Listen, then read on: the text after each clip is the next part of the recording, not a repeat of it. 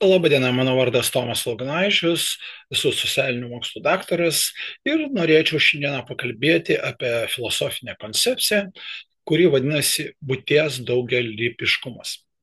E, Nagrinėjant šį klausimą, mes turim atsižvelgti į keletą pagrindinių tokių tezių. Tai pagrindinis dalykas, kuris yra nagrinėjęs šio koncepcijoje, tai yra, ar būtis yra viena ir nedaloma, ar ji pasireiškia įvairiomis formomis.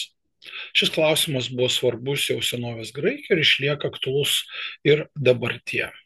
Dabar pateiksiu keletą koncepcijų, kurios apie tai kalba. Tai pradėkim gal nuo pirmosios, tai yra Parmenidas. Jisai sakė, kad būtis yra viena ir nedaloma. Parmenidas yra senovės graikijos filosofas, teigia, kad tikroji būtis yra viena, nekintama ir nedaloma. Jis neigia bet kokį pokytį ir daugybę, teigdamas, kad tai, kas yra tai, kas nėra. Heraklitas. Heraklitas vienybę vertino per priešybės. Heraklitas priešingai pabrėžė nuolatinį pokytį ir priešybių vienybę. Jis teigia, kad viskas teka ir kad priešybės yra būtinos pasaulio pusiausvyrą. Platonas, kad viskas yra idealios formos ir jų pasireiškimas.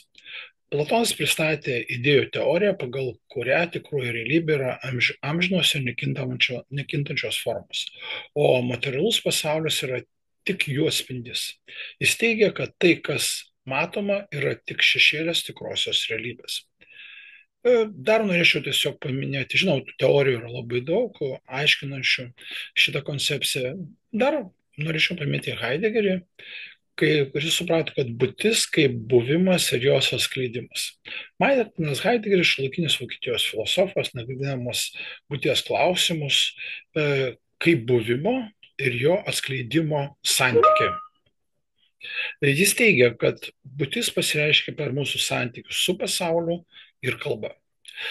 Žinoma, yra daugybė tezių, tekstų, trumpų kažkokių apibrėžimų, kurios galima būtų analizuoti ir toliau. Kaip pavyzdys, būtis yra viena, tačiau pasireiškia daugybė formų.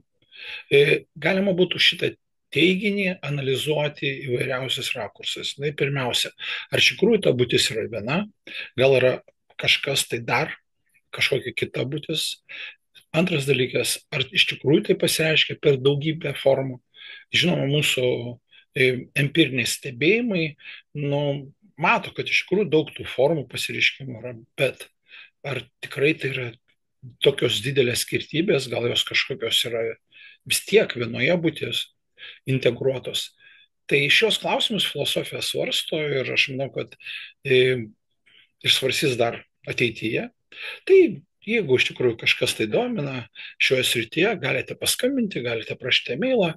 Tai iki malonaus, sėkmės jums ir pagalvokite apie šitą koncepciją. Gal jūs sugalvosit savo paaiškinimą.